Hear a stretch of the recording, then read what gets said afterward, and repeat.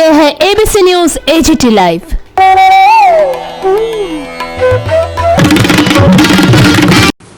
আমাদের মধ্যে বালকজন করা যায়, হল্লাবাজি, গণতান্ত্রিক অধিকার হরণ, ভালো কাজের উদ্যোগকে নষ্ট করা, ভয় পাইয়ে দেওয়া। আরে নিজেরা ভয় পেয়ে মানুষকে ভয় পাওয়ার চেষ্টা করছো, কিন্তু তোমাদের দুর্বলতা, শক্তি না, এই ব্যর্থতা। ক্ষমতা থাকে মতাদর্শের লড়াই করো, নীতির লড়াই করো, কর্মসূচির লড়াই করো, পারফরমেন্সের মধ্য দিয়ে নিজের যে শ্রেষ্ঠত্ব প্রমাণ করার চেষ্টা করো। এই ক্ষমতা নাই তো। সমাজ বইতে গুন্ডা বেরিয়ে দিয়ে মুখ বন্ধ করে রাখা, এই জাতীয় উদ্যোগে বাধা সৃষ্টি করা, মানুষ কতদিন সহ্য করবে? Everything has its limit. কাজে এরকম একটা জায়গায় দাঁড়িয়ে এই কথাগুলো আজকে বলতে বাধ্য হচ্ছি, না হলে আনুষ্ঠানিক উপস্থিতি প্রত্যেক মাসে এরকম প্রোগ্রাম হবে। এখানে যাদের দেখছি part and parcel of the intelligentsia of the state, আপনাদের বোঝবার ক্ষমতা আছে, আপনারা ভাবেন, চিন্তা করেন, মনন চিন্তনের সাথে আপনারা যুক্ত। আপনারা যদি একটু উদ্যোগ নেন, ভূমিকা নেন, রাস্তায় নামতে আরম্ভ করেন, মানুষ খুব উৎসাহিত করতে পারবে, ভাবনা চিন্তার মধ্যে পরিবর্তন আনতে পারবে। কাজে সেদিক থেকে বলছি, এই অবস্থা চলতে পারে না। জাতীয় নীতির পরিবর্তন স্বাস্থ্যক্ষেত্রে এবং এই সরকারের যে ব্যর্থতা থেকে বেরিয়ে আসার জন্য এখনো যা কিছু সুযোগ আছে সেটাকে কাজে লাগানোর চেষ্টা করা। কেন ডাক্তার, নার্স, প্যারামেডিক্স বসে থাকে, অথচ হাসপাতালগুলোতে ডাক্তার নাই, নার্স নাই, প্যারামেডিক্স নাই? কেন এটা চলবে? এই জায়গা থেকে হাসপাতালে ওষুধই নেই। আমাদের সরকার থাকার সময় সব ওষুধ আমরা দিতে পেরেছি, ঘটনা তা না, ঘটনা তা না। কিন্তু দুটা চারটা পাঁচটা তো দেওয়া যেত। এখন কি হচ্ছে? এই পরিবর্তন, জাতীয় নীতির পরিবর্তনের জন্য যেমন বলবো, রাজ্যের যে পরিস্থিতিটা এটাকে ধ্বংস, শ্মশানের কিনারায় নিয়ে যাচ্ছে, মেনে নেব, মানতে হবে। ভয়ের কাছে মাথা নত করে জনসময়ে থাকবো আমরা, প্রতিবাদ করতে হবে। প্রতিবাদ থেকেই কিন্তু প্রতিরোধের ব্যারিকেড তৈরি হবে। মানসিকতা নিয়ে, মনন নিয়ে এগিয়ে যেতে হবে। এবং এই যে আজকে এই জিমটা উদ্বোধন হচ্ছে, শুধু জিম না, এখানে আরো বেশ কয়েকটা প্রতিষ্ঠান কাজ করছে, সবগুলো হচ্ছে এটা হচ্ছে একটা কম্পোজিট প্যাকেজ। এটাকে ঠিকঠাক ভাবে চালাতে হবে। যে ডাক্তার বন্ধুরা ইতিমধ্যে এগিয়ে আসতে শুরু করেছেন, সার্ভিস অফার করছেন, তাদেরকে আন্তরিকভাবে কৃতজ্ঞতা জানাচ্ছি। তারা এটা নিশ্চয়ই মেনটেন করবেন। ভবিষ্যতে আরো নতুন নতুন ডাক্তার বন্ধু সমাগম এখানে ঘটবে, এই বিশ্বাস এবং প্রত্যয় আমাদের আছে। কিন্তু সঙ্গে সঙ্গে বলবো, যেগুলো করেছেন এগুলো ঠিকঠাক চালান। নতুন কোনো প্রজেক্ট নেওয়ার হাতে দুবার, চারবার, পাঁচবার ভাববেন। বিশেষ করে এই যে বলছেন ল্যাবের কথা, আমি আবার বলবো, খুব চিন্তা ভাবনা করে ল্যাব কিন্তু চালু করতে যাবেন। যন্ত্রপাতি আসলে চট করে চালু করে দেবেন না, কারণ এই ল্যাবের উপর নির্ভর করবে ডাক্তারবাবু সেখানে রোগ নির্ণয় করার সিদ্ধান্তে উপনীত হওয়া। কাজে এই দিকটা খুব চিন্তা ভাবনা করে করার দরকার আছে। এর সঙ্গে যেটা বলবো, চেষ্টা করে দেখুন এখানে স্ক্যানিং মেশিন, এরপরে এমআরআই যদি বসাবার মতো একটা অবস্থা আসে, যে সেখানে শ্রেষ্ঠ যে মেশিন, এই আধুনিক ব্যবস্থায় সর্বশেষ যে এডিশন, এরকম যন্ত্র ছাড়া 25 বছর আগে যেগুলি বেরিয়েছিল এগুলো এটা বসাবার চেষ্টা করবেন। Try, take this vow, take, it must be your dream. এই ধরনের পজিটিভ স্বপ্ন ছাড়া তো পরিস্থিতির মধ্যে পরিবর্তন আনা যায়। এটা রাখতে হবে। কারণ উপর থেকে নতুন নতুন মানে আমরা ঘর বাড়াবো, উপর থেকে উপর, এটা বড় কথা। যেটা আছে এটাকে ঠিক ঠিক ভাবে আমাদের কাজে লাগাবার চেষ্টা করতে হবে। শুরু হয়েছিল ছাত্রদের জন্য, তারপর আমরা যোগ করলাম ছাত্রদের অভিভাবকদের জন্য। আজকে যেটা সম্পাদক করলেন, এটা সবার জন্য খোলা থাকবে, বিশেষ করে গরিব, নিম্নবিত্ত, মধ্যবিত্ত মানুষের সাহায্যের জন্য এটা চলবে। মানুষের সহযোগিতা, সাহায্য চলছে। ভালো থাকবেন, সবাই আসবেন। মাঝে মধ্যে শুধু রুগী হয়ে না, রুগী না হয়েও আসতে পারেন। আপনারা আসলে এরা উৎসাহিত হবে। আপনারা যে জিমটা আজকে এখানে আনুষ্ঠানিকভাবে উদ্বোধন করা হবে, এটা অনেক আগেই মোটামুটি তৈরি করা হয়ে গিয়েছিল। উদ্যোক্তাদের কাছ থেকে কথা বলবার মধ্য দিয়ে জানবার সুযোগ হয়েছে। মাঝখানে কোভিডের কারণে তারা একটু সমস্যায় ছিলেন, নানা ধরনের অসুবিধাও এই প্রতিষ্ঠানকে সামনে তৈরি করার নানা দিক থেকে চেষ্টা হয়েছে, কিন্তু সমস্ত জিনিসগুলো অতিক্রম করে সঠিক পথে থেকে সঠিক দিশায় চলার যে দৃঢ়তা নিয়ে তারা অগ্রসর হচ্ছেন, তাতে করে একটু দেরি হলো জিমকে আজকে আনুষ্ঠানিকভাবে তার পথ চলা শুরু করবে। এই জিমটি গড়ে তোলার ক্ষেত্রে ওএনজিসি আমাদের ত্রিপুরার যে প্রতিষ্ঠান এসএফ বলি আমরা, ওএনজিসি ত্রিপুরা এসএফ, তারা যে সাহায্যটা করেছেন এটা দয়ার দান না, আমি পরিষ্কার যেটা বলতে চাইব। এই রাজ্যে এটা একটা অন্যতম পুরনো প্রতিষ্ঠান এবং আমাদের যে প্রাকৃতিক সম্পদ মাটির তলায় জমা আছে তার মধ্যে অন্যতম গুরুত্বপূর্ণ সম্পদ হচ্ছে প্রাকৃতিক গ্যাস। আমি এখনো বিশ্বাস করি যে আরেকটু গভীরে গেলে সম্ভবত এখান থেকে খনিজ তেল পাওয়া গেলেও যেতে পারে। যেগুলো রাজনৈতিক কারণে আপনারা দেখছেন যে আন্তর্জাতিক খবরটা রাখেন, এই খনিজ তেল প্রাকৃতিক গ্যাস এড়িয়ে জটিল রাজনীতি চলছে, বিশেষ করে মধ্যপ্রাচ্যকে সেন্টারে রেখে। তো আমাদের দেশে তো এই গ্যাস বলুন, খনিজ তেল বলুন, বাইরে থেকে আমদানি করতে হয়, কিন্তু মাটির তলায় আছে সঞ্চিত, কিন্তু এটাকে বেশি দিন এভাবে মাটির তলায় ফেলে রাখার কোনো মানে হয় না। তো সেই দিক থেকে ওএনজিসি অনেক আগে থেকে এখানে কাজ করছেন। আমরা যখন কলেজে পড়াশোনা তখন প্রথম এই ত্রিপুরা এসএফের এই কাজটা শুরু করার জন্য ড্রিলিং এর যে দায়িত্ব, সেই দায়িত্ব ওএনজিসি ত্রিপুরা এসএফকে সাহায্য করার জন্য সেই সময় সমাজতান্ত্রিক সোভিয়েত দেশের যারা ইঞ্জিনিয়ার স্পেশালাইজ তারা এখানে এসে সাহায্য করতেন। আমরা যখন ছাত্র ফেডারেশন করতাম, লক্ষ্মীনারায়ণ জুয়েলারি কামাঞ্চল এবং পশ্চিম পশ্চিমের মাঝামাঝি তার তিনতলায় একটা কবুতরের যে খাঁচার মতো দুটো প্রকোষ্ঠে আমরা কাজ করতাম। সেখানে এই যে ইঞ্জিনিয়ার বন্ধুরা তাদেরকে আমরা আহ্বান করেছিলাম। তখন ওএনজিসি যে ওয়ার্কার্স ইউনিয়ন তার নেতা ছিলেন পরিমলা আহমেদ। এগুলো সব মনে হচ্ছে অতীতের কথা। তাকে আমরা বলেছিলাম যে কি ব্যাপার, আপনারা শুধু গ্যাস উত্তোলন করছেন, তেল কেন হচ্ছে না? তখন তারই পরামর্শ ছিল আমাদের ইঞ্জিনিয়ার বন্ধুদের সাথে কথা বলুন, দেখুন না তারা কি বলে। তারা তো আন্তর্জাতিক খ্যাতি সম্পন্ন, তাতে তাদের গুজল এসেছিল। তো কথাবার্তা বলার পর তারা আস্তে আস্তে বলছিলেন যে তেল তো আন্তর্জাতিক ডিপ্লোমেসির একটা পার্ট হয়ে গেছে, কাজে আমরা অন্য রাষ্ট্র থেকে এসেছি, আমরা সাহায্য করছি, আমরা চাই এই দেশটা এগিয়ে যাক। মাটির তলায় কি আছে কি নেই সেই সম্পর্কে আমাদের তরফ থেকে আগাম সুনির্দিষ্ট ভাবে বোধহয় কিছু বলতে যাওয়া ঠিক হবে না, কিন্তু আপনাদের যে আকাঙ্ক্ষা এবং প্রত্যয় এটাকে আমরা শ্রদ্ধা জানাচ্ছি। এটা কিন্তু খুব মানে মুন্সিয়ানার সাথে এই কথাটা উপস্থিত করার মধ্য দিয়ে বুঝিয়ে দেওয়ার চেষ্টা করেছেন আপনাদের যে ভাবনা এটা একেবারে অমূলক না। ছোট এই ত্রিপুরাতে তারা গুরুত্বপূর্ণ ভূমিকা নিচ্ছেন। এটা তাদের ব্যবসা, এটা রাষ্ট্রীয় সম্পদ, যদিও এটাকে ধ্বংস করে দেওয়ার চেষ্টা হচ্ছে। বর্তমান যে নূতন সরকারের হাতে দেশটা পড়েছে, আমাদের দেশের স্বাধীনতার পর সবচেয়ে প্রতিক্রিয়াশীল সরকার, দক্ষিণেরও দক্ষিণ আমি বলবো, রাইট টু দি রাইট।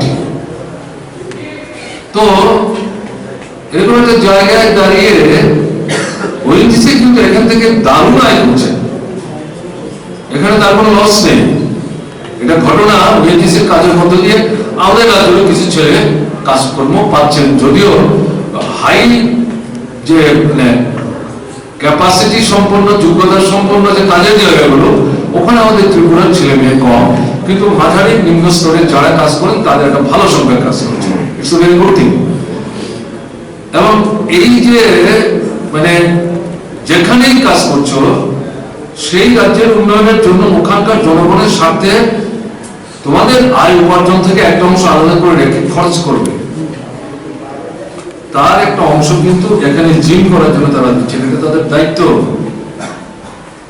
তাদের যে ব্যবসা বাণিজ্য আয় উপার্জন তার থেকে তার খানিকটা শেয়ার করা তাদের দায়িত্ব।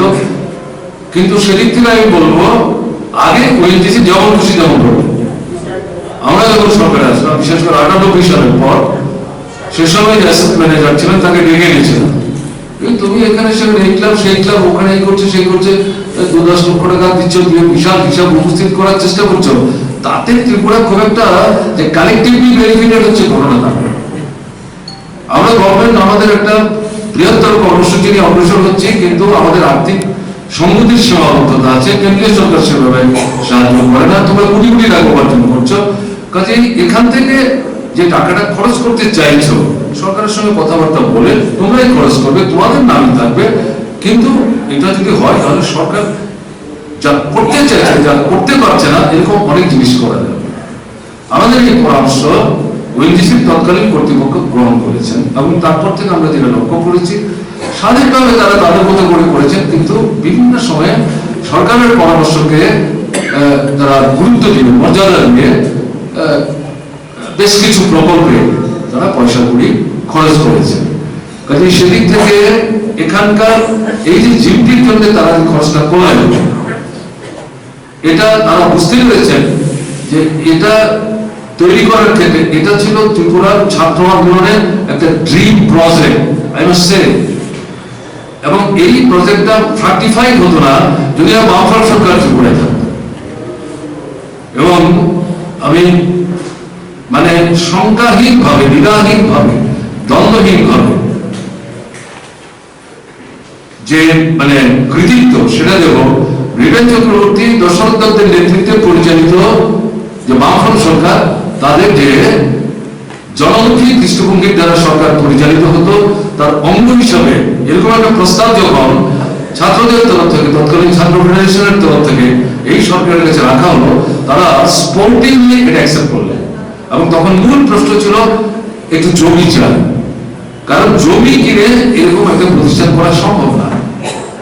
এবং এটা করতে গেলে পরে একটা ছোট্ট প্রকোষ্ঠে চলবে না, কারণ কলকাতার মৌলালিতে যে বাড়িটা আমরা দেখলাম, যেটা আমাদেরকে উৎসাহিত অনুপ্রাণিত করেছে, যার কথা ভালো যদি উল্লেখ করেছে আমাদের ছাত্র আন্দোলনের সময়, তখন থেকে আমাদের ভাবনার মধ্যে ত্রিপুরায় এরকম করা যাবে না কেন, আমরা একটু চেষ্টা করি। তখনই আমাদের সামনে মূল প্রশ্ন আসলো, এটা ভালো বাড়ি চাই, বাড়ি করতে জমি চাই, শুনলে তো বাড়ি হবে না, এই জমি কেনার পয়সা আমরা কোথায় পাবো, কে আমাদের দেবে? সেই সময় যারা সরকার চালাতেন তাদের কাছে এগুলি অরণ্য দুজন ছাড়া আর কিছু না, তাদের কাছে যেমন ঘটনি ঘটনা তা, কিন্তু কোন রকম সারা শব্দ আমরা পাইনি। তারপর এই সরকার আসার পর যখন আমরা বললাম, সঙ্গে সঙ্গে তারা এটাকে লুফে নিয়ে এরকম very prime land, location is very very prime, heart of the city, heart of the capital town.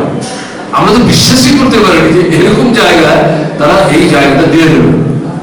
বিনা পয়সায় সরকার থেকে কাগজপত্র ঠিকঠাক করে এখানে যে কমিটি তৈরি হলো, তাদের হাতে তারা এটা তুলে দিলেন। কাজে আজকের দিনে তাদেরকে কিন্তু আমাদের স্মরণ নিশ্চয়ই করতে হবে, তাদেরকে আমরা ধন্যবাদ জানাচ্ছি।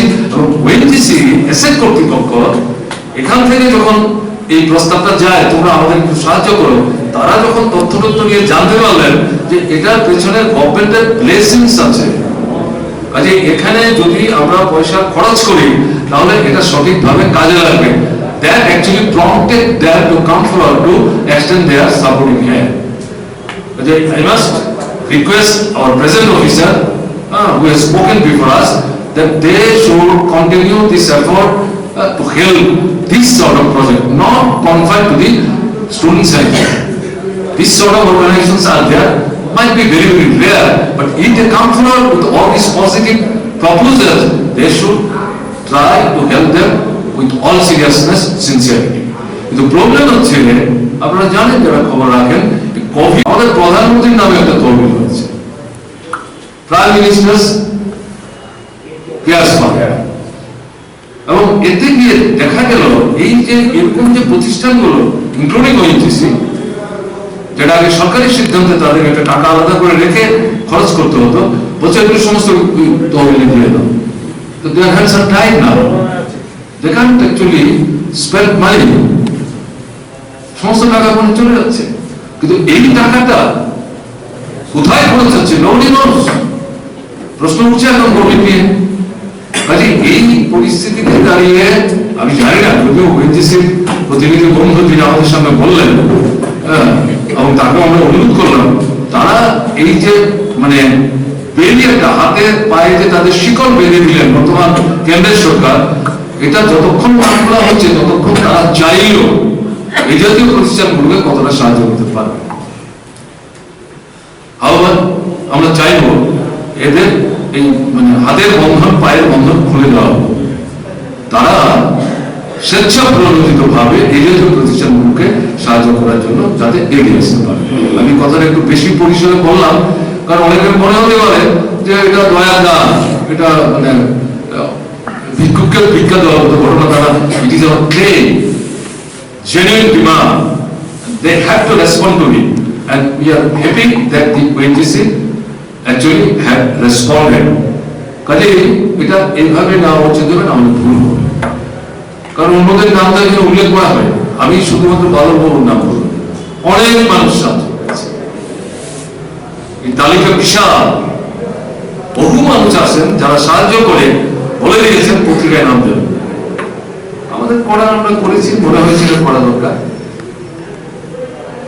টাকা দিতে এসে ছবি তুলতে চাইছেন, যিনি টাকা দিচ্ছেন তিনি বলছেন না এটার জন্য ছবি তোলার কোনো দরকার নেই, no need of maintaining records, টাকাটা খরচ করুন, এটা ভালো। যেহেতু অসংখ্য নাম থাকতেই পারে, যারাই সাহায্য করেছেন এই সভা মঞ্চে দাঁড়িয়ে তাদের প্রত্যেকের প্রতি ত্রিপুরা স্টুডেন্টস হেলথ হোমের পক্ষ থেকে আন্তরিক কৃতজ্ঞতা প্রকাশ করছি, যারা বেঁচে আছেন তাদের প্রতি, যারা বেঁচে নেই তাদের স্মৃতির প্রতি শ্রদ্ধা জানাচ্ছি, তাদের এই মানে অকৃপণ সাহায্যের জন্য। ভবিষ্যৎ দিনে এই সাহায্যটা দরকার হবে, শুধু আর্থিক না, নৈতিক দিক থেকে, মরালি এবং ডেমোক্রেটিক, এটা ভীষণ দরকার। তো এখন দীপা যেভাবে বললেন জেল সম্পর্কে, এরপরে আমার দিক থেকে কিছু বলতে গেলে এটা বাতুলতা হবে এবং ধৃষ্টতা হবে, আমি ঠিক যাচ্ছি না। আমি যে কথাটা বলবো সেটা হচ্ছে হেলথের সঙ্গে এডুকেশনের একটা সম্পর্ক আছে। আমাদের ছেলেমেয়েরা তারা হচ্ছে আমাদের দেশের ভবিষ্যৎ, future citizens of our country. এদেরকে যদি প্রকৃত অর্থে মানুষ হিসেবে আমাদের গড়ে তুলতে হয়, তাহলে মানুষের দাঁড়িয়ে থেকে দুটো পায়ের উপর হবে। সামাজিক দিক থেকে আমরা যেটা বলি, একটা পা হচ্ছে শিক্ষা আর একটা পা হচ্ছে স্বাস্থ্য। এই দুটো জিনিস রাষ্ট্রীয় নিয়ন্ত্রণের কর্তৃত্বে এবং পুরো দায়িত্ব রাষ্ট্রের কাছে নিয়ে সবাই যাতে ঠিক ভাবে এগুলো সুযোগ পায় তা নিশ্চিত করতে না পারলে পর আমাদের দেশের ছেলে মেয়েদের যতই পরিমাণে কোনো ভবিষ্যৎ নাগরিক, তারা কিন্তু তাদের সেই দায়িত্ব, মানবিক দায়িত্ব প্রতিপালন করতে পারবে না। আমাদের রাজ্যে সীমাবদ্ধ ক্ষমতায় বামফ্রন্ট সরকার মাঝের 5 বছর বাদ দিলে পর 1978-এর আপনার জানুয়ারি থেকে এটা ভূমিকা নেওয়ার চেষ্টা করেছে।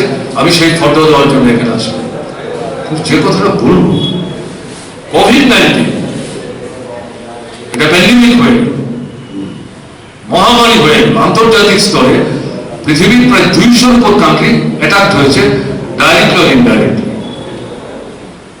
প্রায় 8 কোটি মানুষ এটা আক্রান্ত হয়েছে, লক্ষ লক্ষ মানুষ মারা গেছে। সব হিসেব এখনো সঠিকভাবে পৃথিবীর মানুষের জন্য এসছে ঘটনা তা না। আমাদের ভারতবর্ষের অভিজ্ঞতাই তা বলছে, ত্রিপুরার অভিজ্ঞতাই তা বলছে, কিন্তু এগুলো বলার জন্য না। আমি যেটা বলতে চাইছি, কোভিডের এই আক্রমণের ঘটনার পরিপ্রেক্ষিতে পৃথিবীর মানুষের সামনে, আপনার আমার চোখের সামনে যে নিখাদ গুরু সত্য উপস্থিত করেছে, সেটা কি? স্বাস্থ্য পরিষেবা advance capitalist countries including USA, এটা বেসরকারি পুঁজি খাতে লুটের জন্য এমন ভাবে ছেড়ে দেওয়া হয়েছে, তুলে দেওয়া হয়েছে, রাষ্ট্র সমস্ত হাত তুলে নিয়ে পকেটে হাত ঢুকিয়ে বসে আছে, প্রফিট ম্যাক্সিমাইজেশনের সুযোগ করে দিয়েছে, কোন দায়িত্ব রাষ্ট্র পালন করছে। এবং সবচেয়ে বেশি আক্রান্ত হয়েছে ইউরোপ মহাদেশ, ইনক্লুডিং আমেরিকা। আমাদের দেশের অবস্থা কি? শুধু অ্যাডভাইস আসছে গত 10-11 মাস যাবত, কয়েকদিন পরপরই মিটিং হচ্ছে আর শুধু অ্যাডভাইস দিচ্ছে, আর কোনো হেল্প নাই। আমি যেটা বলবো, 1-2 advance capitalist countries located in Europe, তারা এই ঘটনার পর সাহসী এক দুটো সিদ্ধান্ত নিয়েছে, এই যে প্রাইভেট মানে ক্যাপিটালের হাতে তাদের রাষ্ট্রের যে স্বাস্থ্যের মানে ব্যবস্থাটা ছিল এগুলো তারা কনফিসেট করে সবটা রাষ্ট্রের হাতে নিয়ে এসছে। দারুণ ঘটনা, ক্যাপিটালিস্ট কান্ট্রি। কারণ বুঝতে পেরেছে তাদের দেশের জনগণের মধ্যে যে প্রতিক্রিয়া হচ্ছে তাতে সরকার যদি এখন এই ভূমিকা না নেয় তাহলে জনগণ থেকে ভীষণ ভাবে বিচ্ছিন্ন হবে, ছুঁড়ে ফেলে দেবে মানুষ। এর দুটো জায়গায় পড়েছে। ওভারঅল পিকচারটা হচ্ছে আদার দ্যান সোশ্যালিস্ট কান্ট্রিজ, এই স্বাস্থ্য পরিষেবা সম্পর্কিত বিষয়ে রাষ্ট্র সেই ধরনের ভূমিকা এক দুটো ব্যতিক্রম ছাড়া সেভাবে নেয়নি। চায়না, কিউবা, আমি দুটো রাষ্ট্রের কথা বলছি, একটা জায়ান্ট আর একটা like bird. Cuba like bird, China like giant. তাহলে এরা শুধু নিজের দেশের মানুষকে দেখছে না, ফ্রি সার্ভিস প্রোভাইড করছে না কোভিড এর সময় আগে থেকে, এখনকার পরিস্থিতিতে তারা বলছে থার্ড ওয়ার্ল্ড কান্ট্রিজ, গরিব তুলনামূলক নট অ্যাডভান্সড ইয়েট, সেই দেশের মানুষকে সাহায্য করার জন্য তাদের সমস্ত শক্তি উজাড় করে দিয়ে তাদের দেশের মানুষের পাশাপাশি তারা তাদের সাহায্যের হাত বাড়িয়ে দেবে। This is the difference between capitalism and socialism. কাজে এরকম একটা জায়গায় দাঁড়িয়ে আমাদের দেশের অবস্থা খুব খারাপ। ৭৩ বছর হয়ে গেল, শিক্ষা যাদের বিত্ত আছে বৈভব আছে তাদের ছেলে মেয়ে সারা পড়তে পারবে না, নতুন যে শিক্ষানীতি তৈরি করবে। গভীরে গেলে দেখবেন স্বাস্থ্য কোনো কথাই বলছে না, তাহলে বাচ্চাটা বড় হবে কি করে? আমাদের দেশের ৮০% মানুষ সমস্যায় ভুগছেন। যে লাস্ট যে হিউম্যান ডেভেলপমেন্ট রিপোর্ট যেটা বেরিয়ে এসছে তাতে ২.৫ থেকে ৪ বছরের শিশু মোর দেন 55% আন্ডার ওয়েট। আমি গত 10 থেকে 12 দিন আগে রিপোর্ট করেছি, মহিলা মায়েরা মোর দেন 55% এনিমিয়াতে ভুগছে। বয়স্ক নারী পুরুষ ফুড ডেফিসিয়েন্সিতে ভুগছে। এবং বাচ্চার আন্ডার ওয়েট, মায়ের যে এনিমিক প্রবলেম, এই সবটার পেছনে তো হচ্ছে তার মানে পুষ্টিকর খাদ্যের অভাব। এবং এরা আমাদের সোসাইটির প্রায় 75 to 80%। কেন এরকম অবস্থা? আমাদের দেশের সরকার নীতির জন্য, অর্থনৈতিক নীতির জন্য। দৃষ্টিভঙ্গি হচ্ছে তেলা মাথায় তেল দাও, ভোটের সময় গরিবের বন্ধু সাজবে, ভোটের পর ভোল্টা fix. It is what is happening. কাজে এরকম একটা জায়গায় দাঁড়িয়ে মানুষের কাছ থেকে কিন্তু এই অবস্থা করতে হবে। শুধু চার দেওয়ালের মধ্যে বসে গবেষণা ধর্মী আলোচনা না, রাস্তায় নেবে সরকারকে উপর চাপ সৃষ্টি করে বাধ্য করতে হবে যে আমাদের রেভিনিউর উপর নির্ভর করছে তোমাদের মানে যেভাবে তোমরা জীবন ধারণ করছো। দেশের মানুষের খাবারে কোটি কোটি টাকা খরচ করে প্রধানমন্ত্রী চলবার জন্য বিশেষ জাহাজের ব্যবস্থা করছে। এখন দিল্লির বুকে নিউ ভিস্টা হবে, কারণ আমাদের পার্লামেন্টের সিটের অভাব আছে। এমপিরা কি দাঁড়িয়ে বক্তৃতা করে? সিট নাই বলে। কেন এই পয়সাগুলি খরচ করছো? ১,৪০০-৫০০ কোটি টাকা খরচ করে জনগণই দাবি করে। মানুষ কাজ চায়, খাদ্য চায়, শিক্ষা চায়, স্বাস্থ্য চায়, কোনো কথা নেই। আর মন্দিরের জন্য এখানে সেখানে কোথাও নারকেল ফাটাচ্ছে, কোথাও ভূমি পূজা করছে। হ্যাঁ ঠিক আছে, যার যাকে পছন্দ হয় করো, সেটা নিয়ে আমাদের কোনো আপত্তি নেই, কিন্তু মানুষের কথা তো সরকারকে ভাবতে হবে। কাজে এই জায়গাটা আজকের দিনে এই অনুষ্ঠানে দাঁড়িয়ে এটা খুব প্রাসঙ্গিক। কারণ একটা হেলথ হোম দিয়ে, স্টুডেন্টস হেলথ হোম দিয়ে আমাদের রাজ্যের সব ছেলে মেয়েদের হেলথ কেয়ার পুরোটা মেনটেন করা ইম্পসিবল, নেক্সট ইম্পসিবল। এই কারণে বলছি রাষ্ট্র যদি এগিয়ে না আসে, এগিয়ে আসছে তাকে যদি বাধ্য করা না যায়, জনগণ যদি সম্মিলিত ভূমিকা না নেয় তাহলে অসুবিধা হবে। কাজে এই জায়গাটা আজকের দিনে আপনাদের ভাবার জন্য বিনীতভাবে করছি। আমাদের রাজ্যের অবস্থাটা কি? গত ৩৪ মানে ৩২-৩৪ বছর অভিজ্ঞতা কি? আমরা একটা মারাত্মক কিছু পড়ে গিয়েছিলাম ঘটনাটা, কিন্তু বিনীতভাবে, বিনম্রভাবে এটা তো অন্তত দাবি করতে পারবো বসেছিল এই সরকারটা শিক্ষা এবং স্বাস্থ্যের জন্য সবচেয়ে বেশি পয়সা খরচ করেছে, সবচেয়ে বেশি। একেবারে গ্রাউন্ড স্তর থেকে পরিকাঠামো তৈরি করা, ডাক্তার, নার্স, প্যারামেডিক্স বাইরে থেকে যেতে হবে। রাজ্যের ভেতরে যাতে এই আমাদের ছেলে মেয়েদের মধ্যে যাদের তৈরি করা যায়। ত্রিপুরার মধ্যে একটা ছোট্ট রাজ্যে দুটো মেডিকেল কলেজ, এক সময় তো সাধারণ মানুষ বলবার চেষ্টা হচ্ছে যে এটা কি দরকার আছে একটা মেডিকেল কলেজ, কিন্তু সেই দুটো মেডিকেল কলেজ বলে এদিক থেকে একটা জায়গা তো রাজ্যটাকে নিয়ে যাওয়া সম্ভব হয়েছিল। আজকের পরিস্থিতি কি, কোভিড এর পরিস্থিতিতে আমরা কে দেখছি ওই ডাক্তার বসে আছে এখানে, তো মরে যাচ্ছিল। চাপ সৃষ্টি করে তাকে যদি পাঠানোর ব্যবস্থা না হতো, তার প্লেনের ভাড়া কে দেবে এই নিয়ে কাটিয়ে দিচ্ছে 24 ঘন্টা। আমাদের বলতে হচ্ছে আরে প্লেনের ভাড়াটা বড় না, তার জীবনটা বড়, সে বেঁচে থাকলে তো হাজার হাজার মানুষকে বাঁচাবে। তা এই যে জায়গাটা দাঁড়িয়ে এখন 450 মতো, 400 থেকে 450 মতো এই ত্রিপুরা মেডিকেল কলেজগুলো থেকে পাশ করা আমাদের এমবিবিএস ডাক্তার ছেলে মেয়ে কাজ নাই, নার্স কাজ নাই, প্যারামেডিক্স কাজ নাই, হাসপাতালগুলো ঠিক চলছে। জিবির নাম শুনলে মানুষ, আগরতলার মানুষ আটকে উঠছে এখন। আর ওখান থেকে প্রান্তিক আমাদের রাজ্যের যে মহকুমা সীমান্তবর্তী এলাকা, ওখান থেকে সাধারণ জ্বর কাশি সর্দি হলে এখানে এসে পড়ে থাকতো বারান্দার মধ্যে। আমি যখন জিজ্ঞেস করতাম কেন জ্বরের জন্য এখানে আসলে, কেন জিবি হাসপাতাল, ডাক্তাররা খুব অসুবিধায় চিকিৎসা করতেন, কিন্তু গর্ব একটা অনুভূতি ছিল, কারণ তারা জিবি হাসপাতালে কাজ করে রোগীদের সেবা করছে। আজকে এটা বদলামের সেন্টার হয়ে গেছে। হু ইজ আর who are responsible for all this things,